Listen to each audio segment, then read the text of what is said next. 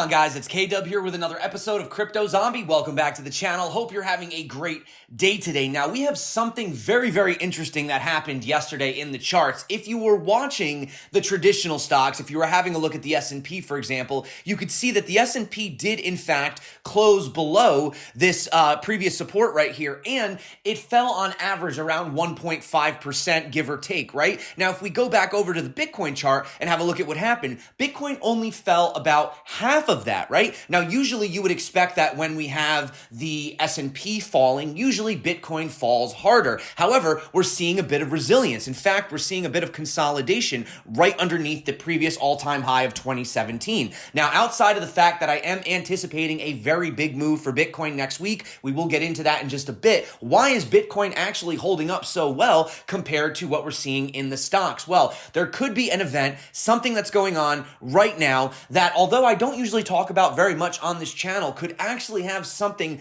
very, very important, very, very related to the crypto space as a whole, and all eyes are on this right now. We're going to talk about what that is specifically, and obviously you can see that the dollar has in fact broken this long-term trend. The dollar is on a massive bull run, but I'm going to let you know why a lot of people, including myself, think that the dollar may actually be ending its massive bull rally and could be potentially rolling over, or at least minimally potentially looking to go sideways for a bit. So if you guys are interested in that, definitely stick around. We're going to go over the short-term levels because, as I said, there is a big move on the horizon, and I'll show you exactly why, what I'm seeing in the charts. If that sounds good to you, you know what to do. If you're not subscribed, definitely consider it. Let's hop in. Let's have a look. Why don't we start with the bigger picture first, and then we'll work our way towards the smaller picture, all right? So the bigger picture that I want to point out right here is there are a lot of people that are talking about the 200 weekly moving average, and we've gone over all these different indicators on the channel, but really the one that seems to be holding up the best, if I had to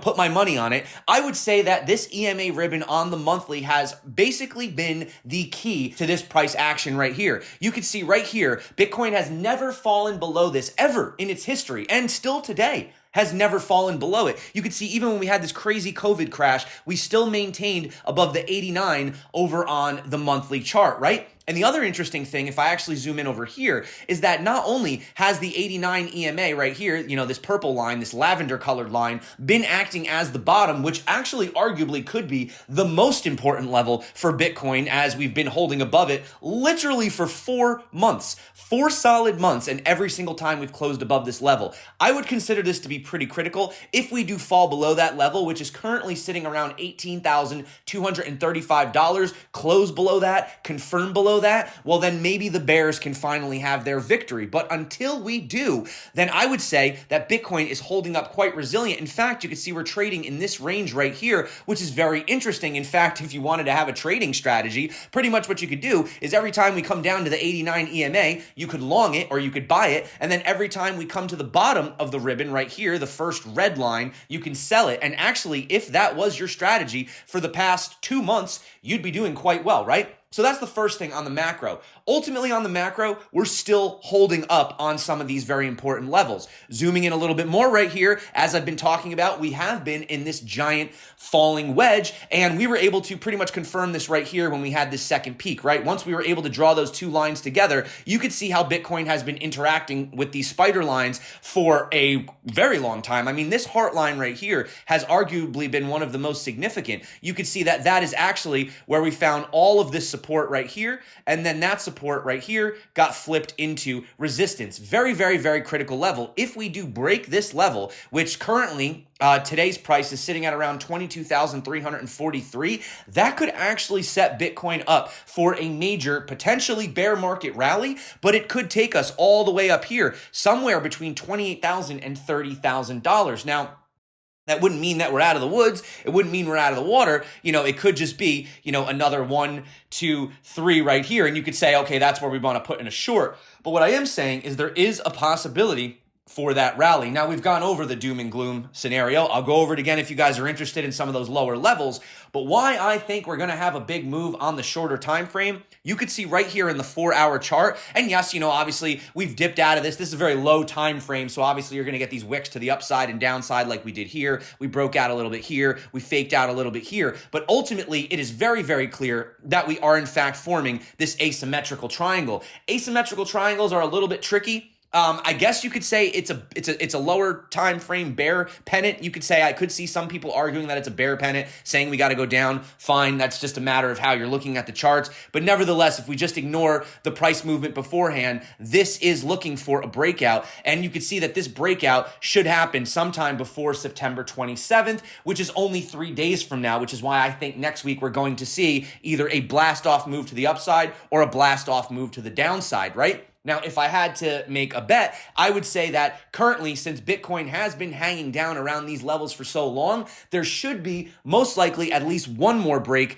to the upside, at least just to, if you think we're in this terrible bear trend, just to kind of fake out the bulls, get the bulls excited one more time. So I would be putting my money on a breakout to the upside, provided we don't have any crazy news come out. Powell doesn't have a surprise conference or something of that nature, right? If we come over here and have a look and zoom in, this is the lower time frame. If you guys are looking to trade, this is kind of where you can be putting those trades in. The problem that I see on this chart is that we are finding this red line right here, which I just moved. I wish I didn't just move that, as resistance. And the issue with this is, let me zoom out to the weekly. Keep your eyes on that red line, okay, right here. If we actually have a look, that red line, and let me get this in log, make it a little easier for you to see. That red line is the previous all-time high. And I did say that it wasn't that significant. It's more of a psychological level. But the fact that we can't break above it is a little bit concerning, right? Because the next major level that we had back here on the weekly in 2017 actually would bring the price of Bitcoin down to about $16,200. Now, some people think if we fall through this level, we're just going to go right to 14K. I don't think that's how it's going to happen. It could happen. I would be shocked if we had just a direct, elevator down to that level without having some kind of rally before it. But let me go back over again to the daily so you guys can see what I'm talking about here. Ultimately, let me get it out of log. So ultimately, what we're looking at right here is you really don't want to fall below these pivot points down here. The first, most importantly, obviously being this level where we had this capitulation wick. Now, in all fairness, a lot of people are saying the bottom is not in. That could be. It's very possible that the bottom isn't in. However, ever since this level, which was all the way back in June 18th of this year, Bitcoin has never actually trended lower. On the short term, you could say, yes, we are on a downtrend. That's not that good, but we could say from here to here, we are in fact still moving upwards, right? So our last line of defense is this area right here between, 18,000 and then that $17,600 low. If we do break and confirm below these previous lows right here, then I do believe that the next target is $16,200. And though I'm not a fan of necessarily shorting support, as I said, I use this analogy all the time, but you jump on a trampoline, after a while, it's going to break. You're going to fall through, right? You're just putting too much pressure on it. On the flip side, if we do have the breakout and assuming that this is a fake out down here, and we do break back above that previous all-time high, then the next levels, you have this one sort of level right here flipping back and forth around 20,740 that we've talked about. But, considering it's so close to this downward sloping trend right here, that we've had all this touch right here, touched again right here, touched again right here, that tells me that it is the more significant level, and we're probably going to minimally come back up and at least touch this level right here. You can see where these points intersect, and that level is $21,740. So from this level, if you wanted to play the exact breakout, up to that level, you're looking at somewhere around a 10% to a 12% gain if you want to take that swing long. Now, obviously, you do have to, be aware of the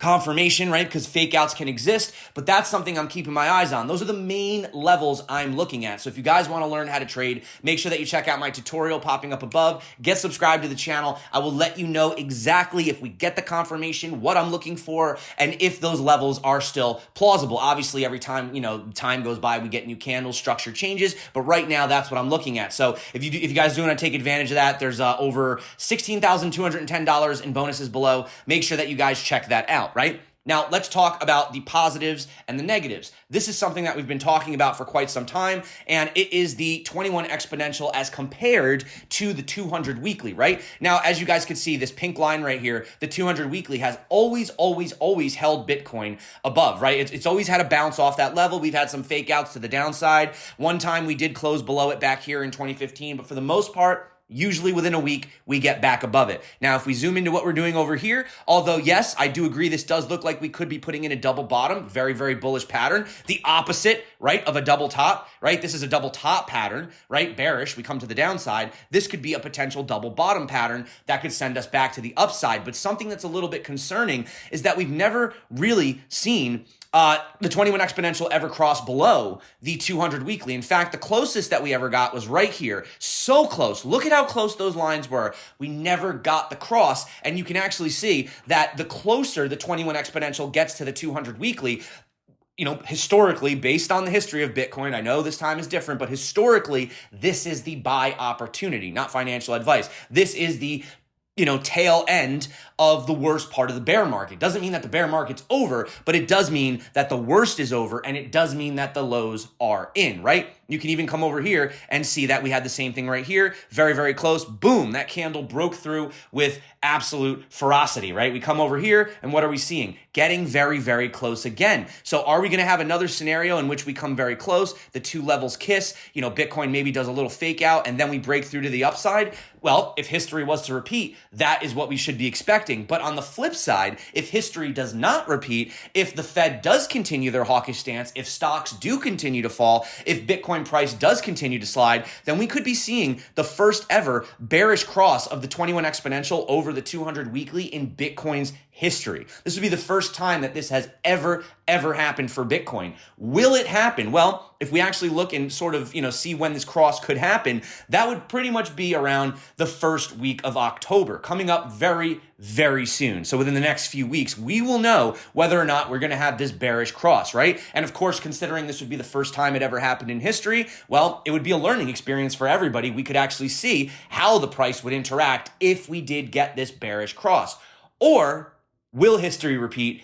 And this is truly beginning to be the end, and the worst is behind us. Now, I know in yesterday's video, not a lot of people watched yesterday's video. I don't know why. Yesterday's video was an amazing video. If you didn't see it, we literally broke down all the 26 bear markets and bull markets in the stock history. We went through all 10 of the recessions that have happened since 1945. And the crazy part is every single time people thought the world was going to end, and guess what? It didn't. The Fed pivoted, and what ended up happening? Well, we had prosperity, right? So will history replay? Well, the thing that is most concerning is the fact that we do have this dollar breaking this trend that we've had back here since 2005. This is a trend that we started in November of 2005, and every single time the dollar has been held down. We didn't even make it up there this time, right? We got held out here, but finally, the dollar has broken through. Now, this is the highest level that we've seen in 20 years. And if we go any higher, you could see right here, this 120 level would be absolutely historic. If the dollar rallied up to that level, that could be really, really bad for the space, right, overall.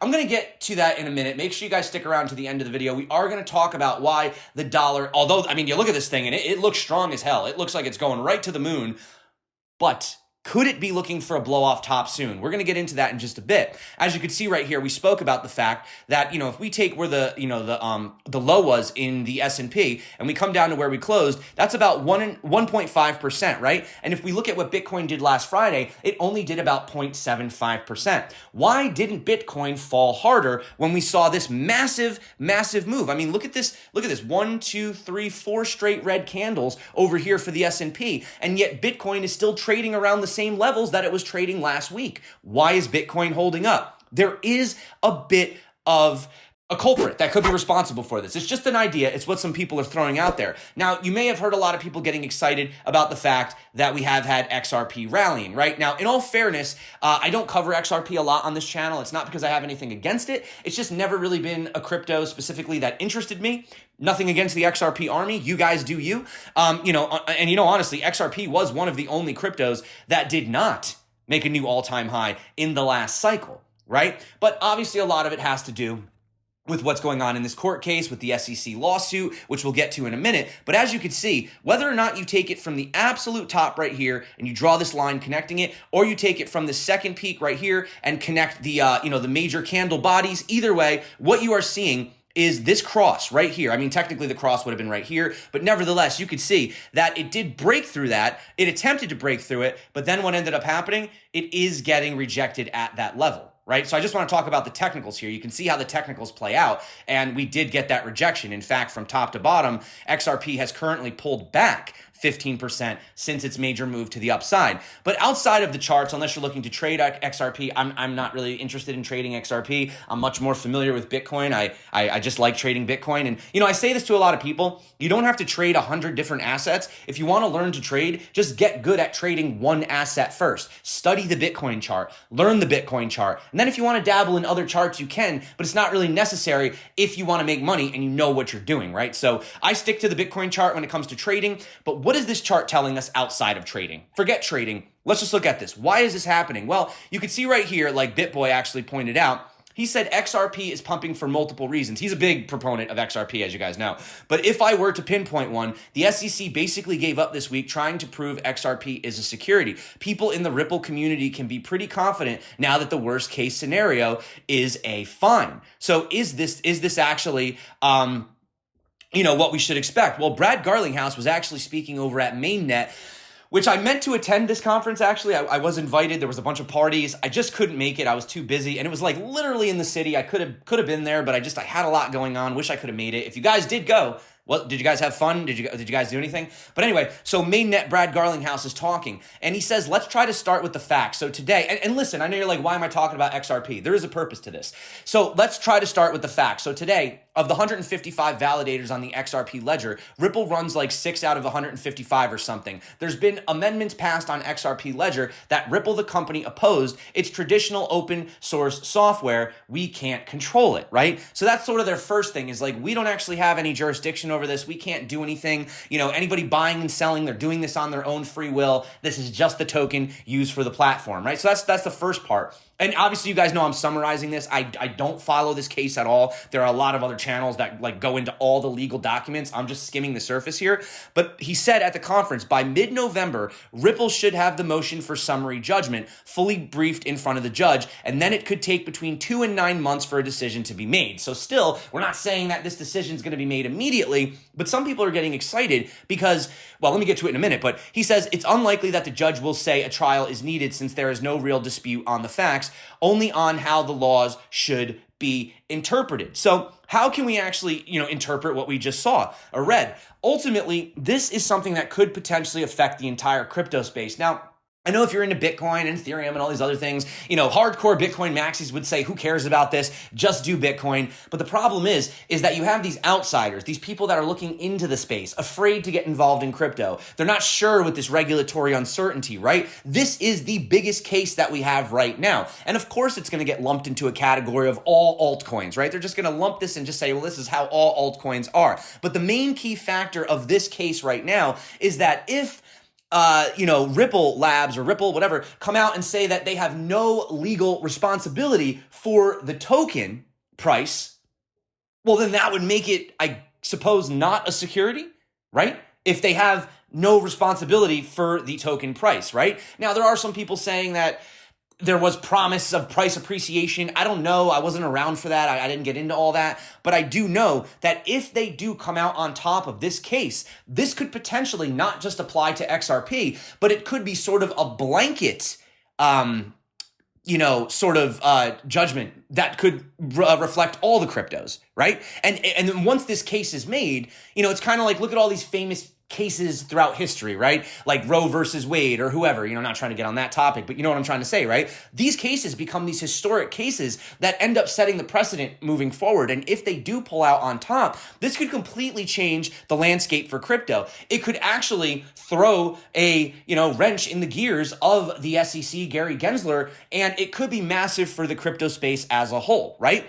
Now obviously if they were to lose, would it be detrimental to the space? No, I still think that they would find the laws. They would say this one's a security, this one's a commodity, right? Bitcoin is property. They've already basically come out and said that. But I do think this could be maybe potentially a reason why we've seen Bitcoin stalling out. There's actually something going on, right? We had the Ethereum merge that kind of kept us afloat for a little bit. That news got old. Obviously buy the rumor, sell the news. We know how that goes. And now this is sort of the next big thing that people are paying attention to. So just throwing it out there. Don't get excited. I'm not going to be like a huge XRP channel. I just thought that maybe this had something to do with why we're seeing Bitcoin act so resilient. You let me know. Maybe I'm totally off base on this, but it seems to be the only bit of news that could really explain why Bitcoin is not falling as hard as the stock market. In fact, Bitcoin's really not falling at all. It's just been going sideways, right? So you could argue lack of momentum is a bit scary, but at the same time, that is that situation. Now, how long will the US dollar index rise? Let's get back on track here, right?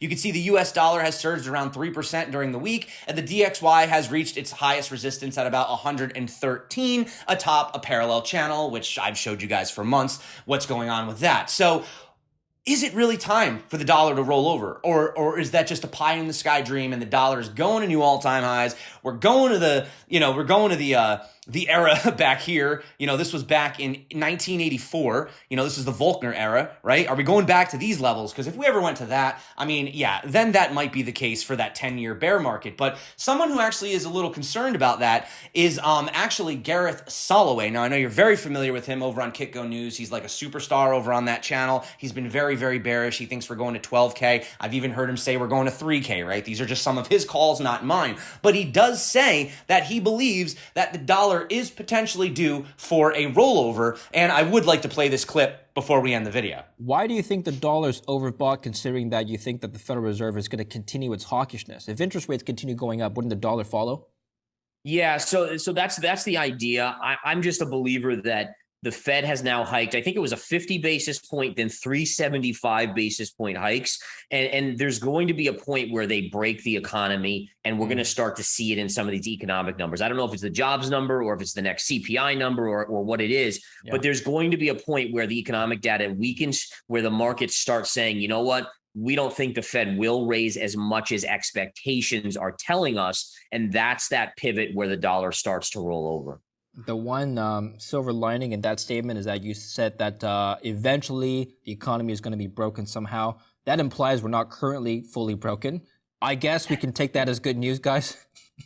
Yeah, I wish I could be more optimistic, but it's a scary time right now. And again, Absolutely. if the Fed had bullets in their gun to get us out of an issue, I wouldn't be so worried about it. It's like, okay, well then they could come out and print again. But I do worry that we're going to see that protracted bear market, like long-term bear market. And I do think that's going to be an issue for people and for unemployment for the longer term.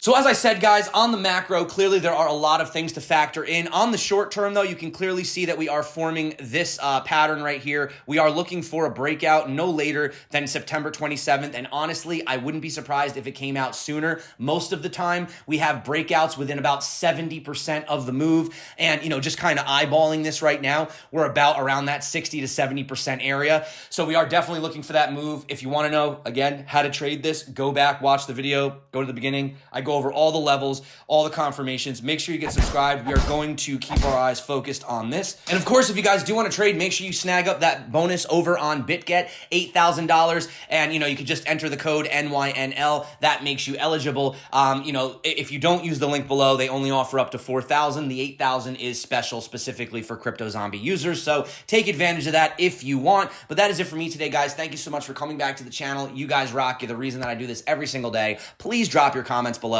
Let me know what you think about everything. Do you think that the fear mongering has gone a bit too far? Or do you think that all of these guys are right and it's time to brace for massive winter, massive dumpage? You guys let me know. That's it for me. I love you. I'll keep you up to date, let you know what I see in the charts. Obviously, weekends, not really the place to be trading. Monday, Tuesday, though, I think we could be in for a big, big, big move. So thanks again, guys. You rock. My name's K-Dub. This is Crypto Zombie. And make sure that you check out this video popping up right here, right now, if you want to learn how to trade responsibly and profitably. That's it for me. Stay crypto. And of course, peace out.